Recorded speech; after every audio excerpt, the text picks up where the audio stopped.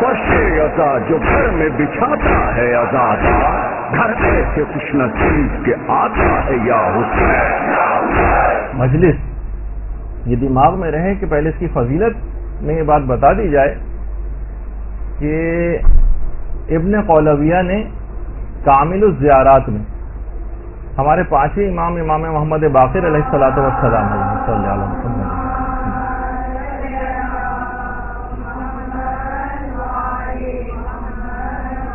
کہ جو شخص بھی مجلس عزا کو برپا کرتا ہے میں اس کے لیے 2000 حجوں اور 2000 عمرے کے ثواب کی ضمانت لیتا ہوں۔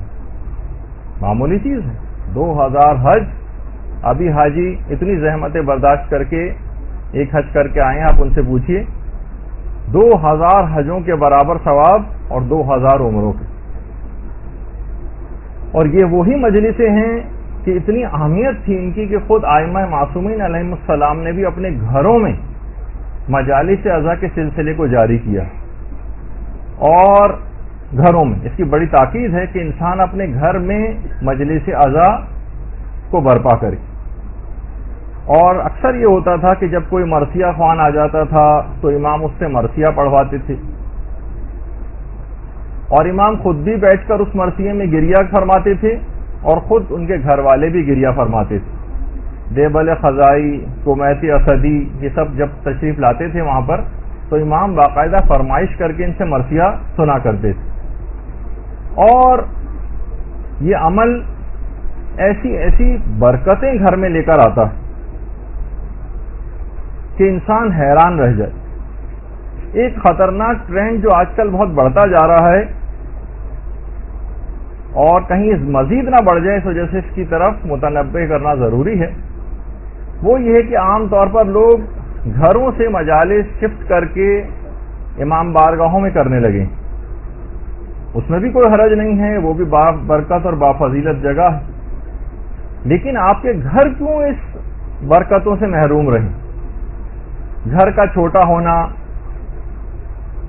لوگ اس کا اکثر اگر واقعی کوئی ایسا بڑا ریزن اور وجہ موجود ہے تو یقیناً پھر امام بارگاہ میں بھی کیا جا سکتا ہے، لیکن اگر کوئی بڑی وجہ نہ ہو تو اپنے گھروں میں ہی اس سلسلے کو جاری کرنا چاہیے۔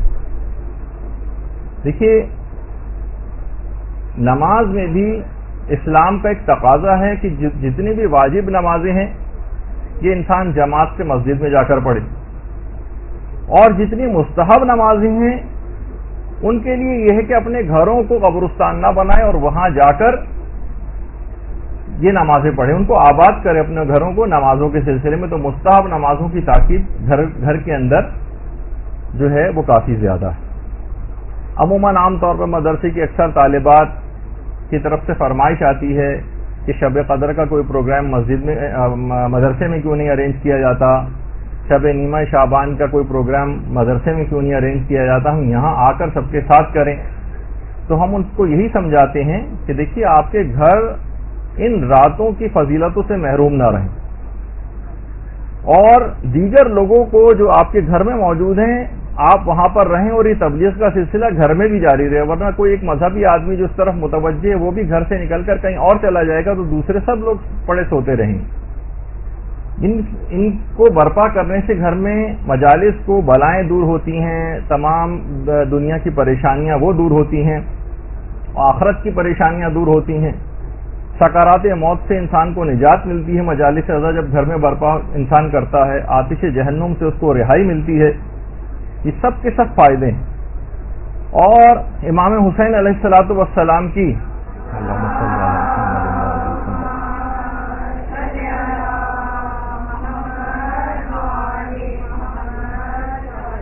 شفاعت نصیب ہوتی ہے، لیکن شاید یہ جملہ میں کچھ غلط کہہ گیا بقول آیت اللہ کوہستانی۔ آیت اللہ کوہستانی حرم معصوم قم میں ان کی قبر مبارک ہے۔ یہ بڑی عجیب بات کہتے تھے۔ سید مصطفی علوی نے ایک کتاب لکھی ہے 1001 نکتہ کربلا، 1001 نکتے کربلا کے متعلق۔ اس میں آیت اللہ کوہستانی کا ایک قول نقل کیا ہے کہ اتنی عظمت ہے شہزادہ علی اکبر علیہ الصلوۃ والسلام کی،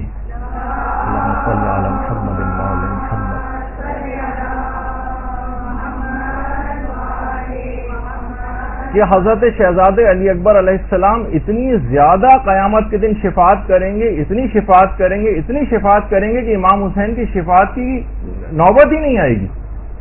اتنی شفاعت فقط اور فقط شہزادے علی اکبر علیہ السلام کریں گے. یہ آیت اللہ کوہستانی فرماتے. تو گھر میں جب ان کا ذکر ہوتا ہے، ان کے مصائب پڑے جاتے ہیں، تو یہ کیسے ممکن ہے کہ شہزادہ شفاعت نہ کرے؟ اور اس قدر شفاعت ہوگی کہ امام حسین کی شفاعت کی نوبت ہی نہیں آئے گی. اور آیت اللہ تعالی حمدانی یہ فرماتے ہیں کہ یہ بات بالکل ثابت شدہ امر ہے کہ ہر وہ جگہ کہ جہاں پر ذکر مصائب سید الشہداء کیا جاتا ہے وہاں اس قدر برکتیں نازل ہوتی ہیں، اس قدر برکتیں نازل ہوتی ہیں کہ کوئی حد اور انتہا نہیں. اور جو بھی اپنے گھر میں مجلس عزا کو قائم کرتا ہے، جو بھی، اس کی عاقبت ضرور بخیر ہو جاتی ہے. عاقبت بخیر، انجام بخیر ہو جاتا ہے اس کا. تو اس کے علاوہ بیماریوں سے شفا یابی ملتی. یہ گھروں کی بات بتا رہا ہوں. تو وہ تمام افراد کے جو کہ اپنے معمولی سے آرام کے لیے فرنیچر کو ادھر سے ادھر کرنا پڑے گا، گھر گندا ہو جائے گا اور بچے اس کو یوں خراب کر دیں گے، صرف ان باتوں کا خیال کرنے کی وجہ سے اگر گھر کو محروم کر رہا ہے تو بہت بڑی غلطی کر رہا ہے. اتنی فضیلتیں اور برکتوں سے گھر کو محروم کرنا بہت بڑی حماقت. بیماریوں سے شفا یابی ملتی. خود آیت اللہ العظمیٰ سید حسین بروجردی 90 سال کی عمر میں 90s میں آیت اللہ بروجردی کا انتقال ہوا. اور اس قدر بینائی تیز تھی کہ انتقال کے وقت تک چشمہ لگانے کی کوئی ضرورت نہیں پیش آئی. جب ان سے لوگ پوچھتے تھے کہ ایسا کیسے ہوا تو خود فرماتے تھے کہ جب میں بروجرد میں تھا تو وہاں پر مجھے آنکھوں کی ایک شدید بیماری لاحق ہو گئی تھی. شدید بیماری، دنیا جہان کے علاج کروا کے دیکھ لیے لیکن افاقہ نہیں ہوا. انہی دنوں میں ایام عزا میں محرم کی جو مجالس ہوتی تھیں ہمارے گھر، اس میں عزاداروں کے دستے شریک ہوتے تھے. تو کہہ رہے ہیں عاشورے میں گلگیروں کا ایک دستہ اس زمانے میں آتا تھا اور اس میں سارے کے سارے افراد جتنے بھی ہوتے تھے سب سادات ہوتے تھے اور علماء اس میں شریک ہوتے تھے. یعنی ایسا ماتمی دستہ جو کہ سادات پر مشتمل ہوتا تھا اور سب کے سب علماء ہوتے، صاحبان علم کا دستہ ہوتا تھا. آج کل کچھ نظر ایسا آتا ہے کہ جو کچھ پڑھ لکھ جاتے ہیں وہ تھوڑا سا ان چیزوں سے دور ہو جاتے ہیں، اپنے آپ کو تھوڑا سا سوبر ظاہر کرنے لگتے ہیں، جبکہ پورا ایک ماتمی دستہ اہل علم افراد کا اور سادات کا وہ آتا تھا اور اتنے جذباتی انداز سے ماتم کرتا تھا اور اس قدر رو رو کے ماتم کرتا تھا کہ وہ سب کو بھی رلا دیتے تھے. کہہ رہے ہیں میں بھی اپنے گھر میں بیٹھا رو رہا تھا اور وہ تمام افراد کھڑے ہو کر ماتم کر رہے تھے تو میں بھی ان کے قدموں میں جا کر بیٹھ گیا. اچھا وہ فرماتے ہیں کہ جو دستہ شریک ہوتا تھا یہ اپنے سر اور سینے کو خاک آلود کر کے ماتم کرتے تھے تو ان کے جسموں پر بھی خاک لگی ہوتی تھی.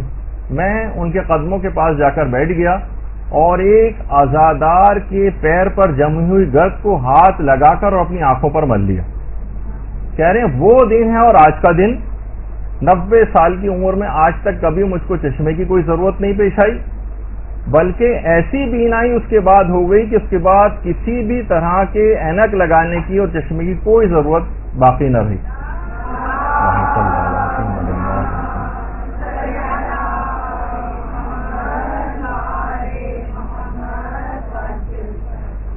تو ان تمام افراد سے جو کربلا والے ہیں، ان سے جو منسوب جگہ بھی ہیں، ان سے منسوب جو خاک بھی ہے، وہ بھی اس قدر فضیلتوں کے حامل ہو جاتی ہے اور اس قدر شفا یا بھی بخش دیتی ہے کہ انسان واقعی حیران رہ جائے. اور یہ سلسلہ آج تک جاری. حضرت فاطمہ بنت اسد مولائے متقیان کی والدہ گرامی صلی اللہ علیہ وسلم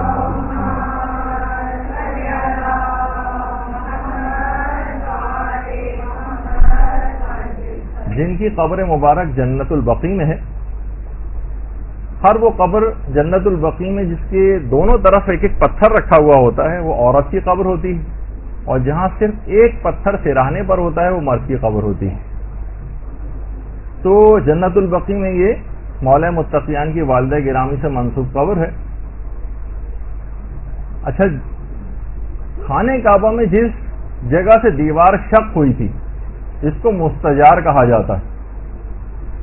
آج تک ان سے منسوب ہونے کی وجہ سے اس قدر شفایابی یہاں پر آ کر لوگوں کو ملتی کہ خود ایک ذاکر فرماتے ہیں کہ جس وقت وہاں جب وہ گئے تو ان کی آواز مکمل طور پر بند ہو چکی تھی، منہ سے ایک لفظ بھی نہیں نکل رہا تھا، اور ان کو کافی مجالس پڑھنی تھیں، خدمات انجام دینی تھیں، قافلے والے اسی وجہ سے لے کر گئے تھے، سارے علاج کر کے دیکھ لیے تھے.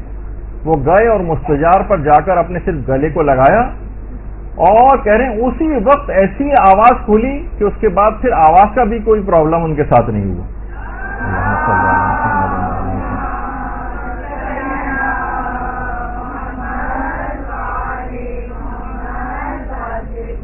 تو ان تمام شخصیات سے منسوب جو جگہ ہیں وہ آج تک ایسا ہی فیض پہنچا رہی ہیں. ان کا نام جس جگہ پر لیا جاتا ہے، ان کا نام لے لے کے جو عزاداری کی جاتی وہ بہت برکتوں کی حامل ہو جاتی.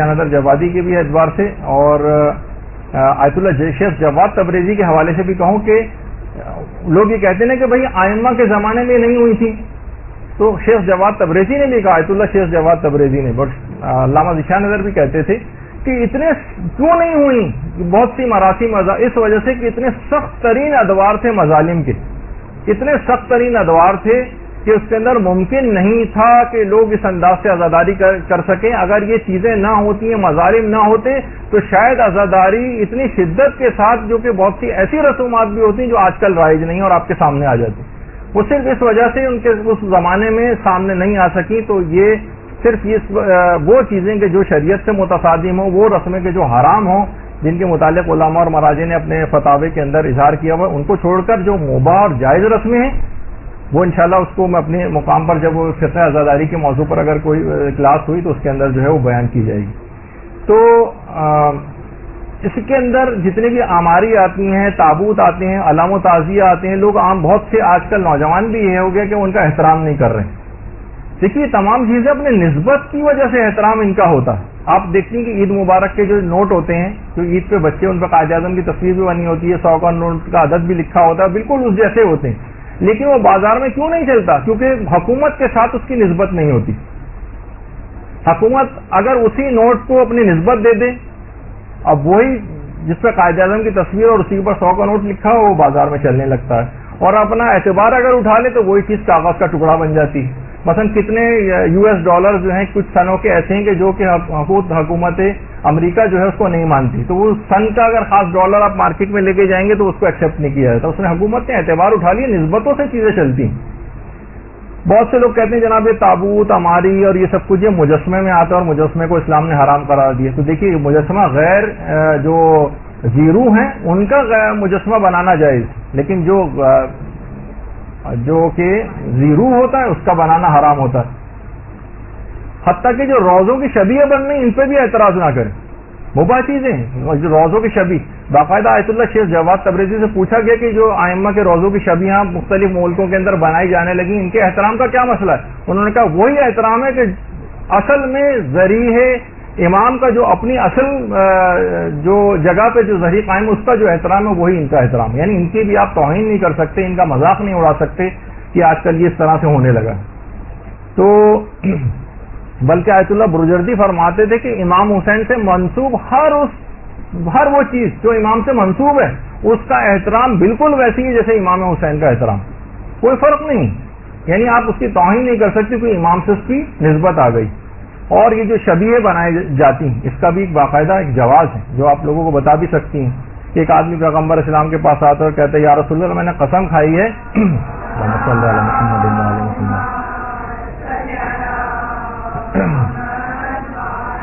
کہ میں جنت کی چوکھٹ کو بوسہ دوں گا اور حور کی پیشانی کو بوسہ دوں گا. اب میں اپنی قسم کو کیسے پورا کروں؟ پیغمبر نے کہا کہ تم اپنی ماں کے قدموں کو بوسہ دو اور باپ کی پیشانی کو بوسہ دو، قسم پوری ہو جائے گی. اس نے کہا کہ یا رسول اللہ میرے تو دونوں والدین انتقال کر چکے ہیں. کہا ان کی قبر پہ جا کر بوسہ دو. کہا کہ مجھے تو ان کی قبر کا نشان بھی پتہ نہیں کہ کہاں ہے. امام نے کہا، پیغمبر اسلام نے فرمایا قبر کا ایک نشان قبر بناؤ اور اسے جا کر بوسہ دو. اور اسی کو شبیہ کہا جاتا ہے. باقاعدہ آپ یہ پیش کر سکتی ہیں، علماء اہل سنت نے بھی اپنی کتابوں میں اس کو لکھا. تو اب دیکھیے فقہ کا بھی ہمارے ایک مسلمہ مسئلہ ہے کہ نظر اور قسم جو کھائی جاتی ہے نا، اس کا شرعی رجحان رکھنا ضروری، یعنی رجحان شرعی اس میں ہونا چاہیے. اور اگر رجحان شرعی نہیں ہے تو وہ قسم ساقط ہو جاتی ہے، ناقابل. اگر ایسا ہوتا کہ اس میں شرعی رجحان نہ ہوتا شبیہ بنانے میں، تو پیغمبر کبھی بھی اس کو کہہ دیتے کہ یہ قسم ناقابل عمل ہے اور یہ ساقط ہو جاتی. اس کے ناقابل عمل ہونے کا پیغمبر حکم فرما دیتے، لیکن نشان قبر کو بوسہ دینے کا حکم فرمایا، اس سے شبیہ بنانے کا جواز ثابت ہوتا ہے. اور یہی وجہ ہے کہ حضرت ام البنین سلام اللہ علیہا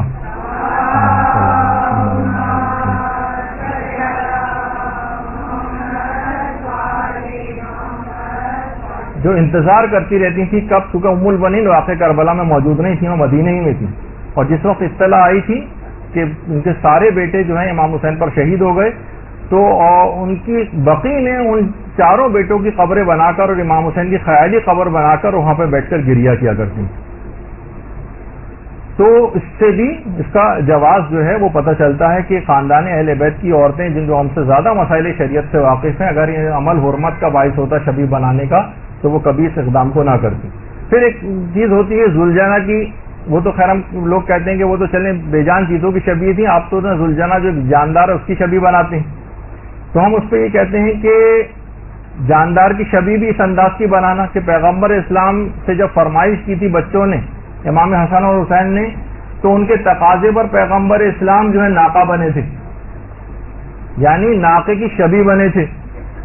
باقاعدہ جو مسجد غمامہ ہے مدینے میں، مسجد غمامہ، اس میں پیغمبر یعنی جہاں پر ایک تو نماز استسقاء کے سلسلے کی جو روایت ہے، یا نجاشی کے لیے جو پیغمبر نے نماز پڑھائی تھی تو اسی مقام پر پڑھائی تھی، مسجد غمامہ.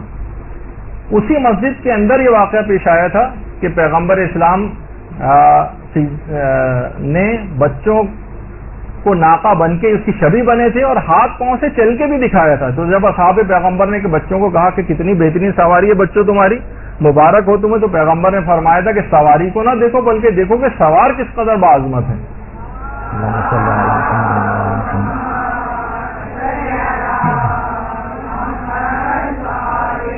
یعنی جاندار کی شبیہ بننا پیغمبر نے خود شبیہ بن کر دکھایا. تو یہ مسجد غمامہ جب یہاں پر فضائل بیان ہوتے ہیں تو اسی وقت وہاں پر آ جاتے ہیں اور لوگوں کو روکتے ہیں علماء کو کہ یہاں پر یہ فضائل وغیرہ نہ بتائیں، ان کو ہٹایا جاتا ہے وہاں سے. اچھا، اس کے بعد ایک اور بڑی اچھی مثال ہے اس کی. جبریل جو تھے وہ داہیہ کلبی کی شکل میں پیغمبر اس کی شبیہ بن کر پیغمبر کی خدمت میں آتے تھے. جاندار کی شبیہ بننے کی بڑی اچھی مثال.